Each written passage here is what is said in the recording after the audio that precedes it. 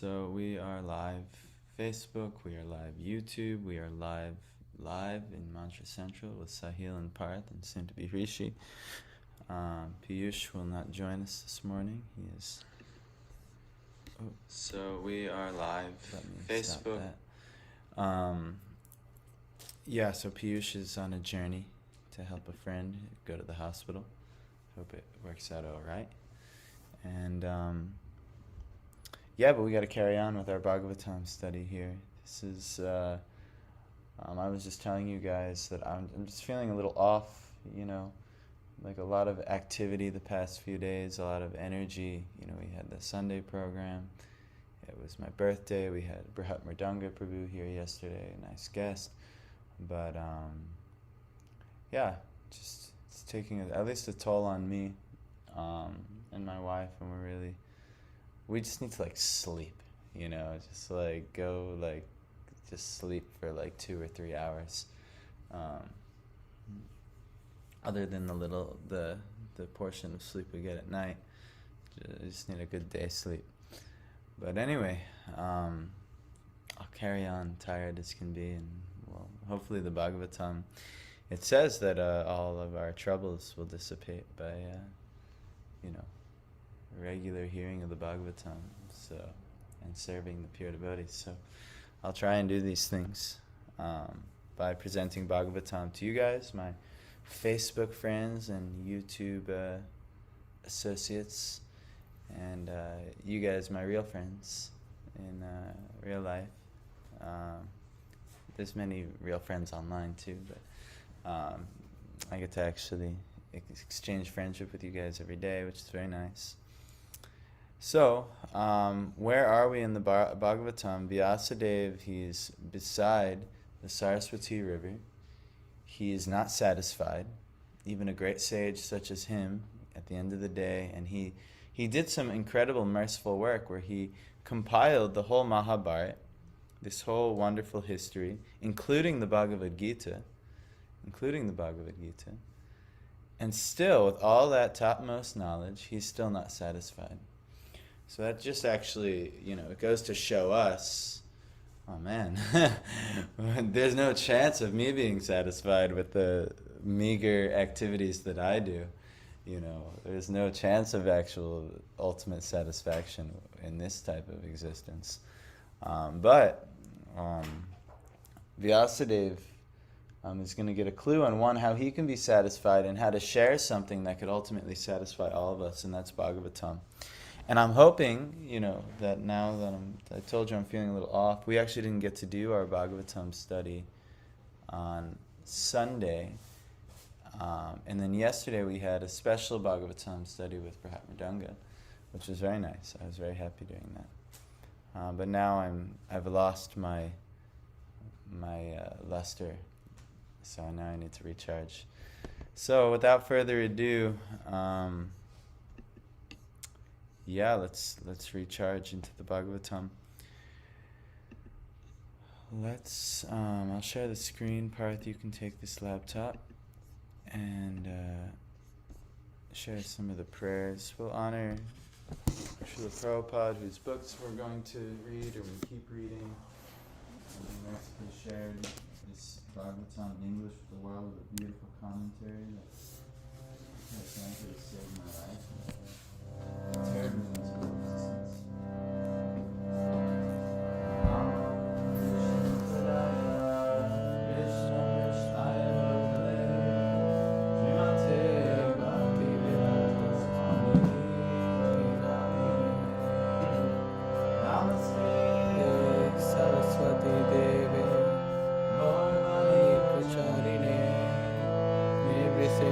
Shunyavari Deshadharine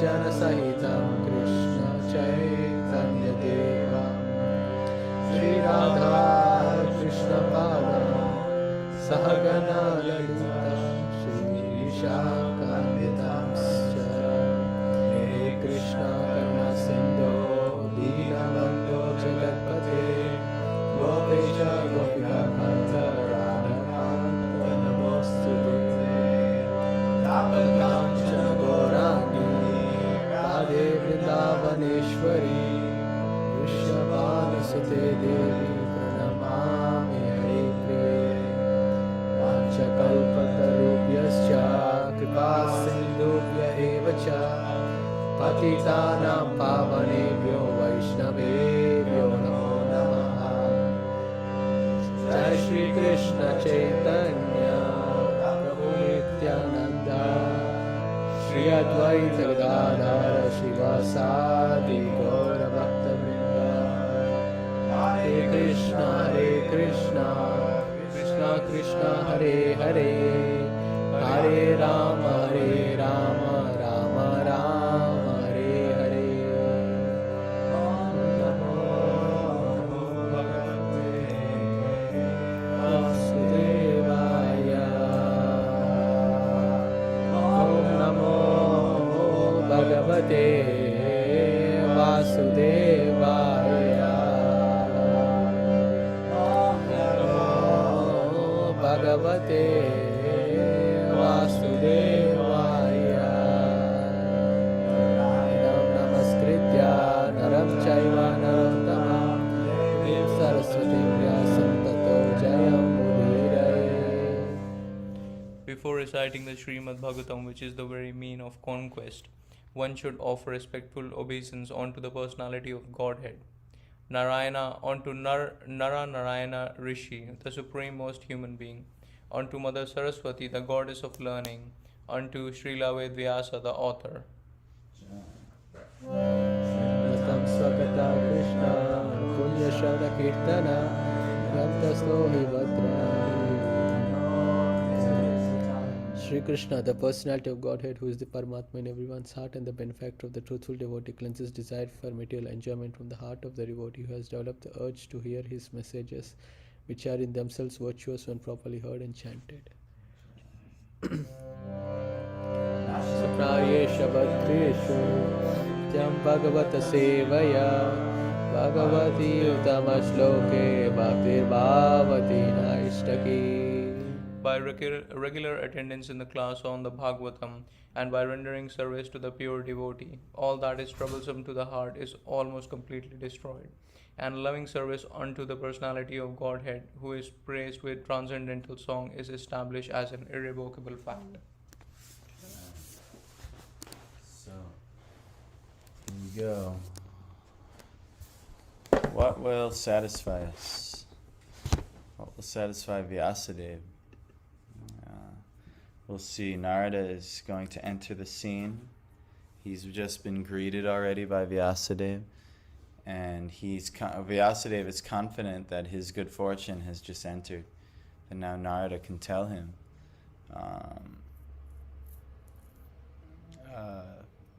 exactly.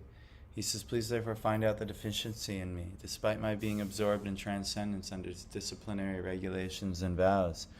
So he's followed all of the practices of the Vedas, but still he's feeling some deficiency. So here we go. Shri Narada Uvacha. Oh, text 8, sorry. 158, chapter 5, text 8. Shri Narada Uvacha Bhavata Nudita Prayam Yasho Bhagavato Malam Yenaiva Sona Tushyeta Manyeta Darshanam Kilam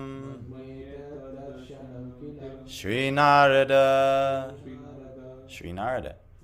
Uvacha said, Bhavata, by you, Anudita Prayam, almost not praised, Yashaha, glories, Bhagavata, of the personality of Godhead, Amalam, spotless, Yena, by which, Eva, certainly, Aso, he, the personality of Godhead, Na, does not, Tusheta, be pleased, Manye, I think, Tat, that, Darshanam, philosophy, Kilam, inferior.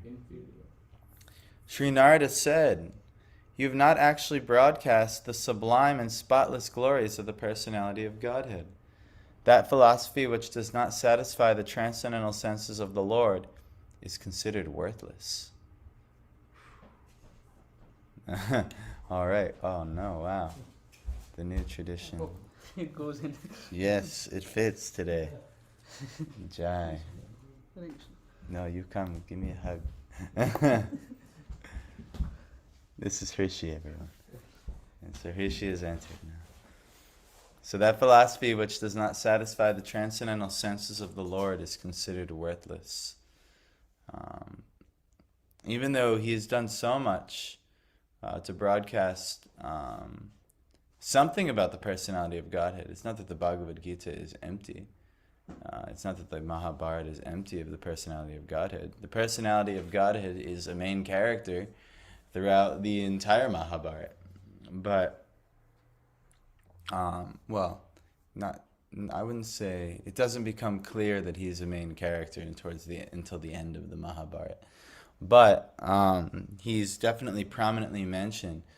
But ultimately, when you go through the Mahabharata, it's a little unclear who the main story is about until just about the end, and it's made very clear. But there's so many philosophies given in the Mahabharata. But that which does not satisfy the transcendental senses of the Lord is considered worthless. That's what Narada says. So we're going to hear Prabhupada's expansion of this. The eternal relation of an individual soul with the Supreme Soul, personality of Godhead, is constitutionally one of being the eternal servitor of the eternal Master. You know what, I just realized. Let me stop share real quick. Oh no, I did somehow remember that. That's good. I thought I screwed the Zoom people over on the the music part, but very good. So the eternal relation of an individual soul with the Supreme Soul, personality of Godhead, is constitutionally one of being the eternal servitor of the eternal Master. The Lord has expanded himself as living beings in order to accept loving service from them, and this alone can satisfy both the Lord and the living beings. Such a scholar as Vyasadeva has completed many expansions of the Vedic literatures, ending with the Vedanta philosophy, but none of them have been written directly glorifying the personality of Godhead. Dry philosophical speculations, even on the transcendental subject of the Absolute, have very little attraction without directly dealing with the glorification of the Lord. The personality of Godhead is the last word in transcendental realization. The Absolute realized as impersonal Brahman or localized Supersoul, Paramatma, is less productive of transcendental bliss than the supreme personal realization of his glories. Wow, this is so nice, Rishi. This thing here. All these flowers are prasadam. They were on the altar offered to the Lord, and now I get to smell them. So this is very nice. So the Absolute realizes impersonal Brahman or localized Supersoul, Paramatma, is less productive of transcendental bliss than the supreme personal realization of his glories. So just, he also compiled the Vedanta. So just, speculating on spiritual subject matters, on Brahman, the nature of existence, or even being immersed in meditation and contemplation on this subject matter, this isn't ultimately pleasing to the Lord. Just like if somebody were to speculate on your existence and spend so much time meditating on why you are the way you are and things like that, it wouldn't really so much be pleasing to you at all. You'd be like, okay, this is strange, but thank you so much for your attention. But if somebody were to render you practical service, or someone were to even praise you and glorify you, you would naturally be like, wow, this person is just so nice, and like, what can I do to serve them? You'll naturally have a relationship with that person. But if someone is just theorizing why you are the way you are, not so, I don't know. Personally, I'm not so attracted to such a person. But that's a mundane example, because I'm mundane. But at least this identity that I've made for myself in this human body. But the Lord, if we just try and contemplate his existence, that's one thing. If we want to follow all kinds of philosophical arguments and things like that, and reject that which is not eternal, like there's a lot of that, rejecting the material aspects of the world. This is found in Vedanta. This is very prominent. Yes, this is good. We should reject that which is not suitable for our highest purpose. But ultimately, if you don't do the highest purpose, then what's the point of all that rejection? So, that philosophy which does not satisfy the transcendental senses of the Lord is considered worthless. The compiler of the Vedanta Darshan is Vyasadeva himself, yet he is troubled, although he is the author. So what sort of transcendental bliss can be derived by the readers and listeners of Vedanta, which is not explained directly by Vyasadeva, the author? Herein arises the necessity of explaining Vedanta Sutra in the form of Srimad Bhagavatam by the self-same author. So he's given one level of realization in the Vedanta Sutra, and now it's going to reach its perfection in the Srimad Bhagavatam. And actually, real satisfaction by the author himself will be felt. So, Yatha dharmadayas-chartha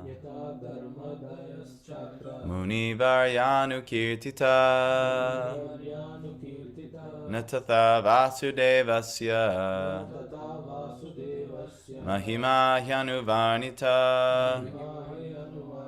Yatha, as much as Dharma adayaha, all four principles of religious behavior. Cha, and Arthaha, purposes. Munivarya, by yourself, the great sage. Anukirtita, repeatedly described. Na, not. Tatha, in that way. Vasudevasya, of the personality of Godhead, Sri Krishna, or Vasudeva. Mahima, glories. He, certainly. Anuvarnita, so constantly described. Although great sage, you have very broadly described the four principles beginning with religious performances. You have not described the glories of the Supreme Personality, Vasudeva. So he's saying, even though you describe Dharma, how to live a religious life, you didn't describe the pinnacle of what gets by following Dharma. And that's the glories of the Supreme Lord, the relationship of the Supreme Lord. Prabhupada says, the prompt diagnosis of Sri Narada is at once declared. The root cause of the despondency or the disappointment of Vyasadeva was his deliberate avoidance of glorifying the Lord in various editions of the Puranas. He has certainly, as a matter of course, given descriptions of the glories of the Lord, Sri Krishna, but not as many as given to religiosity, economic development, sense gratification, and salvation. These four items are by far inferior to engagement in the devotional service of the Lord. Sri Vyasadeva, as the authorized scholar, knew very well this difference. And still, instead of giving more importance to the better type of engagement, namely devotional service to the Lord, he had more or less improperly used his valuable time, and thus he was despondent. From this it is clearly indicated that no one can be pleased substantially without being engaged in the devotional service of the Lord. In the Bhagavad Gita, this fact is clearly mentioned. I just thought of so many things upon reading this. One, how are we spending our time? Did you ever just sit and get sucked in by a death scroll? And which is you just sit and scroll through your phone over for like 20, 30, 40, 50 hour, 2 hours, something like that. Has that happened to any of you? Yes. Last night I spent like, I realized after all I had to toss my phone. It was like 20 minutes I spent doing. I was like, no. And actually, the funny thing is because at 9 I made a routine and I read Bhagavad Gita. And I finished something, and between 9 to 9:20 I was like, no, this is my Bhagavad Gita time. Yes, the death scroll has happened. So this happens, right? And it's not just, the phone. It could be Netflix. It could be sports.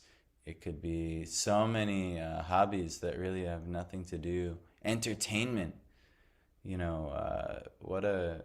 Ultimately it's like a waste of time. But like that's how you feel at the end of it. When it's over, you're like disappointed. You're like, I could have done so many things. But actually, there's other things that are doing that to us. Even spending so much time in religiosity, making sure all the boxes are being checked in our, we're following all of the prescribed rituals we'd like to. Economic development, spending time cultivating wealth and working on a career or schooling to get wealth. Sense gratification, the culminating one being sex life, but spending time and how to enjoy different tastes and different pleasing things for the eyes and pleasing things for the touch, and ultimately, like I said, they culminate all together in sex life, where all of those things are kind of met. And then last is salvation. And I was actually thinking of, I grew up Christian, and some of the people I meet with the most out on book distribution is like Christians. They're like, they love to give me a good preaching. But there's so much emphasis on salvation, getting saved, getting saved, getting saved, getting saved. But the actual emphasis on like love for God isn't there. It's actually a little bit more selfish than that. Instead of, focusing on how wonderful and glorious the Lord is, it's just like, don't you want to be saved? You're going to be punished. You'll be thrown in hellfire. And that's, that's not going to satisfy us, Whereas actually having the relationship with the person who's going to save you anyway, he's going to give you your economic development anyway, you'll have plenty of sense gratification anyway, your religiosity will be perfect anyway. But we isolate these things, and we try and focus on these things instead. And actually Vyasadeva was guilty of this. He gave so many Vedic scriptures that focused just on these things. But the highest thing was the person who's bestowing all the blessings. And so now, naturally, he's not satisfied with doing these lower activities. Just like we're not satisfied when we go through our death scroll or our movies, and after a long day of work, it's not like, yes, I'm so satisfied. No, it's not satisfactory. It's not satisfactory activity. What's going to satisfy you is glorification of the Lord. And all the other things will get taken care of. I've seen it in my life. But anyway, Sahil, you were saying something? Some of the things you mentioned, like how people are more interested in, being saved and salvation. I think like a lot of times these people are fear-driven more than love-driven towards God, and then they want to. And I think at the end of the day, if you look at it, it comes from a selfish point of view that they want to be saved. But if you go in the other direction and you have love towards God, then obviously He's going to accept you and then sort of elevate you. Yes, I mean, and it's just human nature. We're very self-interested, right? That's why Bhagavatam rejects, and we had a nice class yesterday, rejects motivated religiosity and interrupted religiosity. It wants unmotivated and uninterrupted service unto the Lord. And so naturally, in the beginning, even in bhakti, how we get there, we're a little self-interested. So it's healthy, actually, for the salvation, it's called Vaidhi bhakti. It's kind of in relationship with the Lord out of fear. Like, well, if I don't do this, this, and this, the Lord is going to punish me. And you have that feel, and you won't feel good, and you won't feel blessed by the Lord until you do all those, you check all your boxes. This is one thing, but this is actually not what the Bhagavatam has come to teach. That process is there. It's healthy. It's natural. You're doing it right now. Maybe your reason to come to Bhagavatam class isn't necessarily to be like, yes, I just want to hear, I'm anxious to hear about the glories of the Lord. Maybe I'm pressuring you because you guys are living in the house. Maybe, there might be something else that's driving your attendance in Bhagavatam class. But nonetheless, you're benefited from doing it. So it might be fear-driven in the beginning. Well, he might say something to me, or he might ask me to leave, or it could be like, I can't wait for Bhagavatam class every day. And that's a better thing. But both are good activities, right? So this salvation mentality should be there. Like, the Christian should tell people that you're going to be saved if you do these things. But ultimately, what is Jesus' two main commandments? It's all about love. Yeah. It has nothing to do with fear.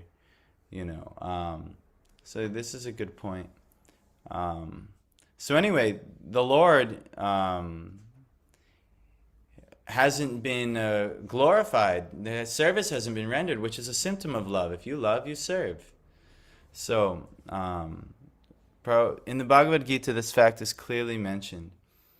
So the fact is, from this it is clearly indicated that no one can be pleased substantially without being engaged in the devotional service of the Lord. And still that's self-interested, if we still want our own pleasure to be pleased. But still, in the beginning, it's kind of good that we know that we're not going to find happiness without serving the Lord. But then eventually we'll just want to serve the Lord. After liberation, which is the last item in the line of performing religiosity, or quote-unquote being saved, or our salvation, etc., one is engaged in pure devotional service. This is called the stage of self-realization, or the Brahma-bhuta stage, which is mentioned in Srimad Bhagavatam 4:30-20. After attainment of this Brahma-bhuta stage, one is satisfied, but satisfaction is the beginning of transcendental bliss. One should progress by attaining neutrality and equality in the relative world. And passing the stage of equanimity, one is fixed in the transcendental loving service of the Lord. This is the instruction of the personality of Godhead in the Bhagavad Gita. The conclusion is that in order to maintain the status quo of the Brahma-bhuta stage, so also to increase the degree of transcendental realization, Narada recommended to Vyasadeva that he, Vyasadeva, should now eagerly and repeatedly describe the path of devotional service. This would cure him from gross despondency. So this is very nice by Prabhupada. He's explaining how all of these processes, dharma, economic development, even kama, and then ultimately salvation or moksha, they lead you to like a neutrality. Instead of focusing on negative things, you can learn to focus on more or less, you're not focusing on the negative things anymore. You're at a neutral position. If you imagine every time you engage in an endeavor to be further into the material world, it's like going into debt. You're going farther and farther into the red. But the sages, they realize the futility of spending so much time on material religious practices, or trying to generate wealth or finance or position or sense gratification in this world. They realize, I don't want to go into debt from a business standpoint. I don't want to go into debt anymore. I don't want to go in the red deeper. So what do? They kind of stop all that, become very meditative, very contemplative, and then they're at like a point where they're like, all right, I'm not in debt anymore. I'm at $0. But you wouldn't just stop there, at least from the mundane business analogy. Now, Vyasadeva, he didn't really explain anything how to go into the green. He only told everyone how to get out of debt, how to get salvation, how to get mukti. But there's more than getting out of debt. There's a life of eternal profit. So, and that's going to be described here. Was that a decent analogy? Yeah. Yeah. It's for the, right? Because when we chant Hare Krishna, a lot of times we're thinking money, money, money, Hey, money. Money. So, this is not good though. I get this analogy, one of the analogies that I usually get while I'm driving, So it's like if you have to get out of this material world, it's like taking an exit from the highway that you're driving, and all the other things like want for money, want for woman is like missing that exit. So you would have taken that exit, but you're not taking that exit, and you have to go ahead and take a round again and again come on that road and then again exit. You will see that exit again. Oh, I can take this exit, but you miss it. Yes, because the sign for money or the sign for the sex life or whatever it is pulls you. Oh, I'll take that exit, and then the next thing you know, you miss the right exit. That's a good analogy too. All right, so let's get into it. Ready?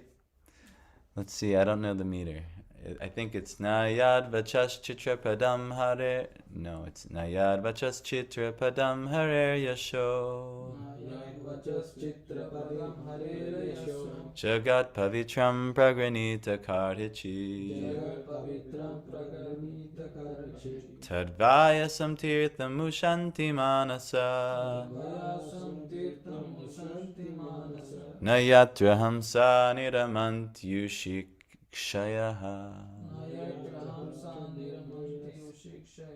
Na, not, ya, that, vacha, vocabulary, chitrapadam, decorative, hare, of the Lord, yashaha, glories, jagat, universe, pavitram, sanctified, pragranita, describe, kardhachit, hardly, tat, that, vayasam, crows, tirtham, place of pilgrimage. This is one of my favorite verses. Ushanti, think, manasa, saintly persons, na, not, yatra, where, hamsa, all perfect beings, niramanti, take pleasure, ushikshayaha, those who reside in the transcendental abode. So, here we go. Those words which do not describe the glories of the Lord, who alone can sanctify the atmosphere of the whole universe, are considered by saintly persons to be like unto a place of pilgrimage for crows. Since the all-perfect persons are inhabitants of the transcendental abode, they do not derive any pleasure there. Also, Hamsa is all perfect beings, but also, do you know what a Hamsa is? Like a swan. A swan, yes. So this is a very nice analogy because, Prabhupada will say it. Crows and swans are not birds of the same feather because of their different mental attitudes. The fruitive workers or passionate men are compared to the crows, whereas the all-perfect saintly persons are compared to the swans. The crows take pleasure in a place where garbage is thrown out, just as the passionate, fruitive workers take pleasure in wine and woman and places for gross sense pleasure. The swans do not take pleasure in the places where crows are assembled for conferences and meetings. They are instead seen in the atmosphere of natural scenic beauty, where there are transparent reservoirs of water nicely decorated with stems of lotus flowers and variegated colors of natural beauty. That is the difference between the two classes of birds. Actually, if you study this, there's me and my wife are very much, and actually the Native Americans had a very similar science where, like called animal totems and things like that. But if you get signs from how Krishna places certain things in your existence, and where crows are yapping is like, you avoid that place. But actually it's compared where people are talking about sense pleasure and even these mundane things. This is like a place of crows. And you might have, been living and participating as a crow for many years. But time to not be a crow. This Bhagavatam is for the Hamsas, for the swans, the regal, those who are regal and would much rather take to the beautiful scenery of transcendental waters in nature. But there's more to that. So this is the difference between the two classes of birds. Nature has influenced different species of life with different mentalities, and it is not possible to bring them up into the same rank and file. Meaning the swans and the crows are not going to get along. It's not like we live in a world that's trying to promote radical equality and let everyone just coexist. But you see it actually. All the races seem to flock together. All of the, I see it with you guys, you guys are very, talk to a lot of Indians. It seems all the Indians have a bunch of other Indian friends. It's just natural actually that people of mind and quality and culture, they'll flock to each other. So similarly, in nature, this is the ducks hang out with the ducks. And, there are instances, usually when human intervention is there, where certain species can coexist. But even that, there are very much incompatible species. You would never mix those species. And likewise, they're very compatible species, so you can mix them. So Prabhupada's saying, similarly, there are different kinds of literature for different types of men of different mentality. Mostly the market literatures, which attract men of the crows categories, are literatures containing refused remnants of sensuous topics. Refused remnants of sensuous topics. They are generally known as mundane talks in relation with the gross body and the subtle mind. It's like, reading a newspaper or a magazine. It's just like all nonsense topics which only have to do with the body and the mind. They are full of subject matter described in decorative language, full of mundane similes and metaphorical arrangements. Yet with all that, they do not glorify the Lord. Such poetry and prose on any subject matter is considered decoration of a dead body. That's a great analogy. That's what most people are doing in the world. They're putting so much time and effort. All these scientific articles, all these so many magazines and sportscasts and articles about sports and just like so many things. One of the things that AI gets me with is like video games, and I used to be really big into video games and anime. Like I used to watch a ton of like anime. I actually got some spiritual influence from anime, but by and large it's a crow's activity. It's all crows yapping. What's that? It's scroll. We talked about earlier. Just scrolling on our phone. Yes, the death scroll, and part of scroll is crow. Yeah, this is all crow's activities. But people, it's crazy. On Facebook, you'll see that on these threads, sometimes I get caught and I look at it, but then they just, there's comment after comment of people, like, I kid you not, some of these are like, what fictional character would win in a hypothetical scenario against another fictional character? And they will sit there and argue and argue and argue for like, it must have like taken like 30 minutes to make some of these type of comments that they like make. And I'm the idiot reading it, And it's like, what is the purpose of this? This is all like, but people like it's dead activity, like a dead body, but people are putting so much effort to decorate a dead body. But this is actually what we're doing in the world, when we talk about politics, when we talk about sports, when we talk about business and how to make money and how to advance our careers and how to do all these things. You can do some of this in service, but only very little is needed to actually do it in service. But most of it is just mundane nonsense. Parth, you look uncomfortable. Instagram influencers. What's that? Instagram is also included in that. That's what he's saying. Oh, sure. Influencers. Not Yeah. just Instagram. It's the influencers. Everybody give their own philosophy in the Instagram. Yes. It's just all mundane, and it's not actually backed by any type of spiritual knowledge. So Vyasadeva was very merciful. He was trying to help all these people in the, he had to give a bunch of shastras for the crows. And for those maybe a little more advanced than the crows. But nothing was given for the hamsas, for the paramahamsas, for the swans. So now, here we go. Well, let's see. Where did we end up? Decoration of a dead body. Spiritually advanced men who are compared to the swans do not take pleasure in such dead literatures. Oh man, like all these fiction books, they write page after page after page, like Harry Potter and things like that. Like, how the heck are you going to spend so much time? And at the end of it, it's like, and none of this is real.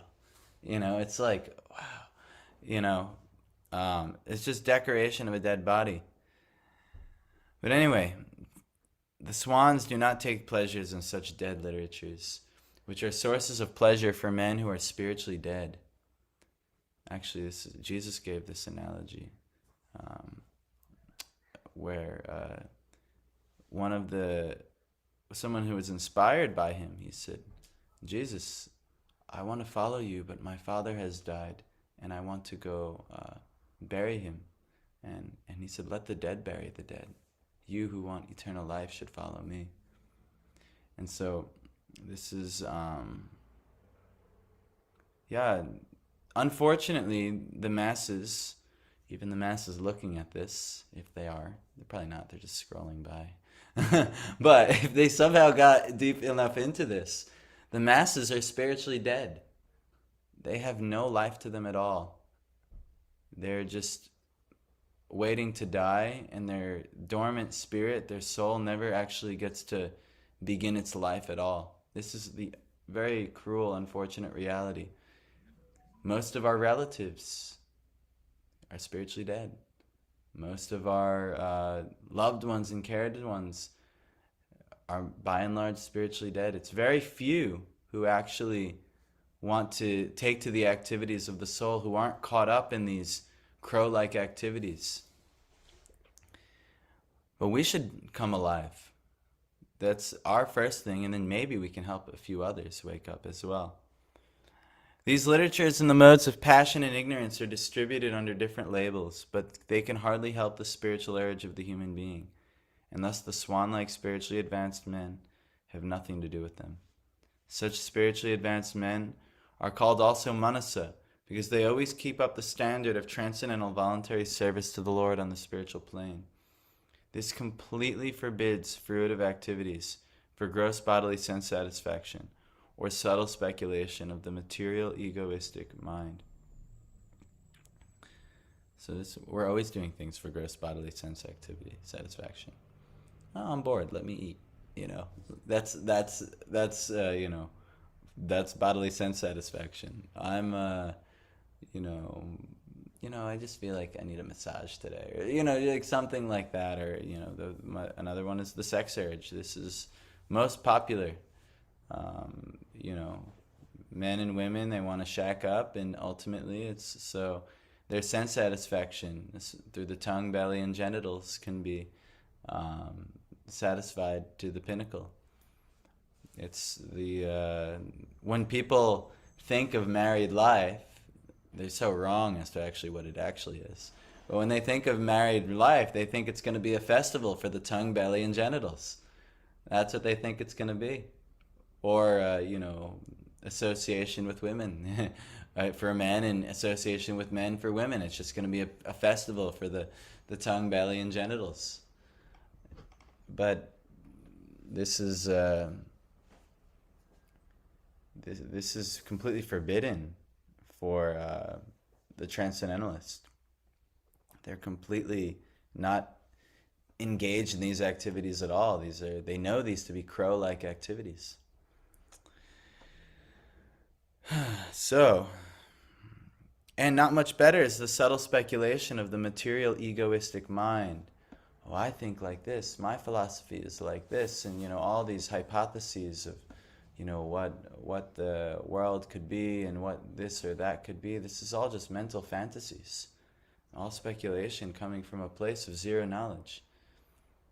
Scientifically speaking, our senses can measure 0% of reality that they can measure. What's to speak of actually reality beyond what they can measure?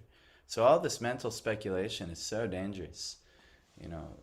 I think this, I think this, I think we don't know anything. Don't think anything. What is authoritative? Who knows something? Find this. So that's why we we accept something. I'm not saying to just blindly follow the Vedas, blindly follow the Srimad Bhagavatam. No, this has to resonate with you. You have to test it yourself in the beginning and find it to be true. And then when things go beyond what you can measure of this world, then you can maybe have faith. That's all you can do at that point. But yeah, try it out.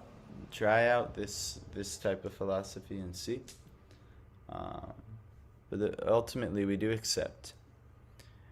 Social literary men, scientists, mundane poets, theoretical philosophers, and politicians who are completely absorbed in the material advancement of sense pleasure are all dolls of the material energy.